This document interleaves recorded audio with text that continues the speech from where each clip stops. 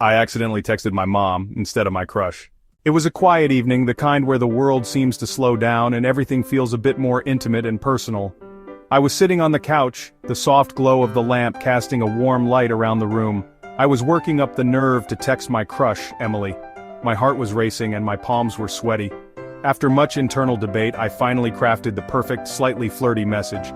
I wanted it to be just right, not too forward but enough to show my interest.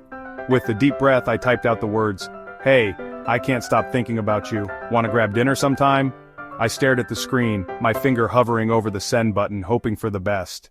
Nervous but proud, I hit send. Moments later, my phone buzzed. I grinned, expecting a reply from Emily. Instead, it was from my mom. "Thinking about me? That's sweet, honey. Dinner sounds great. I'll make lasagna tonight." The horror hit me like a truck.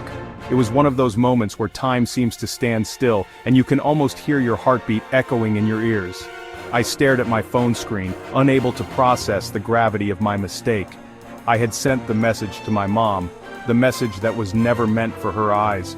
It was supposed to be a harmless joke, but in the wrong context, it could be disastrous. My brain immediately entered full meltdown mode.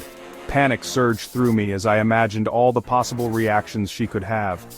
Would she be angry, disappointed, confused? The scenarios played out in my mind like a bad movie. How do you explain this? Do you even try? My mind raced with potential excuses, each one sounding more ridiculous than the last. I felt like I was drowning in a sea of anxiety. I started typing and deleting responses. "Haha, wrong person. Just kidding.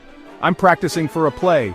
Each attempt felt more futile than the last. My fingers trembled as I struggled to find the right words. None of them sounded remotely believable. I could almost hear her voice in my head, questioning my sanity. The more I thought about it, the more I realized that honesty might be my only option.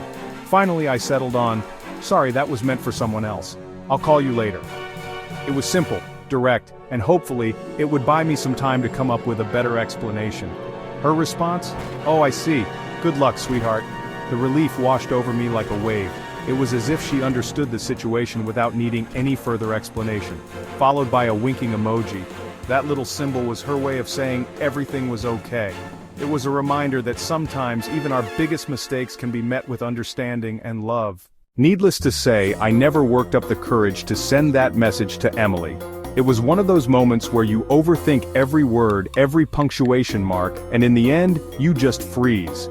I kept staring at the screen, my thumb hovering over the send button, but I couldn't do it. The fear of rejection was too strong, and I let it win. And now, every time I visit my mom, she asks, "So, have you been thinking about anyone else lately?" She always has that knowing smile, as if she can read my mind. It's both comforting and a little annoying, but I know she means well, and it's her way of showing she cares. Lesson learned. Always, always double-check your recipients. It's not just about avoiding embarrassment.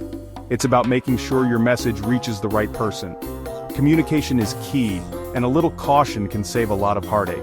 So, take a deep breath, and double-check before you hit send.